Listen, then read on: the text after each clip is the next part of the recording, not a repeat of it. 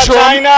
আমার decision already has been pronounced. আপনাকে তো কারেকশন করে দিতে হবে। মাননীয় স্বরাষ্ট্রমন্ত্রী, my decision already has been প্রনাউন্সড। মাননীয় স্বরাষ্ট্রমন্ত্রী, আপনি যদি মঙ্গলবারের আলোচনার সাথে সম্মতি প্রকাশ করেন, দয়া করে বসুন। আলোচনা যদি নির্ধারণ করতে চান তাহলে আপনাকে নোটিশটা একটু সংশোধন করে নিতে হবে।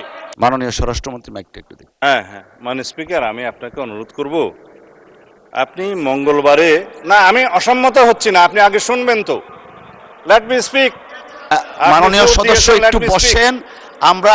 আমরা উই আর কন্ডাক্টিং। বলেন। মাননীয় স্পিকার, মঙ্গলবারের আলোচনার সাথে সম্মতি প্রকাশ করছি। ওনারা হয়তো মনে করছেন আমি বিরোধিতা করব না, যদি সংহতি প্রকাশ করেন তাহলে তো নতুন করে কথা বলার দরকার নেই। একটা কারেকশন দিচ্ছি। মাননীয় স্বরাষ্ট্রমন্ত্রী, আপনি যদি মঙ্গলবারের আলোচনার সাথে সম্মতি প্রকাশ করেন, দয়া করে বসুন। আলোচনা যদি নির্ধারণ করতে চান তাহলে আপনাকে নোটিশটা একটু সংশোধন করে নিতে হবে। এটাই আমার বক্তব্য। মাননীয় স্বরাষ্ট্রমন্ত্রী। মাননীয় স্পিকার, আপনি এই বিধিতে মাননীয় সদস্য আপনারা বসুন। সেটা আপনি আগে সংশোধন করেন। মাননীয় সদস্যবৃন্দ আপনারা বসুন। মাননীয় স্বরাষ্ট্রমন্ত্রী আপনিও বসুন। আমার decision already has been pronounced. আপনাকে তো কারেকশন করে দিতে হবে। মাননীয় স্বরাষ্ট্রমন্ত্রী, my decision already has been pronounced. Stay সেফের ডাবল লেয়ার প্রোটেকশনই পিরিয়ডের হেভি ফ্লোর দিনগুলোতে আমাকে রাখে নিরাপদে। Stay safe. মাননীয় মেম্বার আপনারা বসুন। আমরা পরবর্তী কার্যসূচিতে যাচ্ছি। আপনারা বসুন, দয়া করে আপনারা বসুন। মাননীয় স্বরাষ্ট্রমন্ত্রী আপনি বসুন।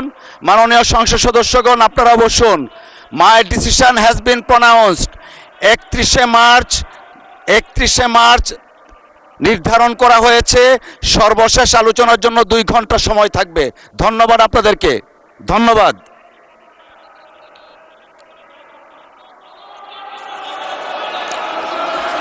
মাননীয় স্বরাষ্ট্রমন্ত্রী আপনি বসুন, দয়া করে। মাননীয় সংসদ সদস্যবৃন্দ আপনারা বসুন। এরপরেরটা কি আছে? হ্যাঁ, এটা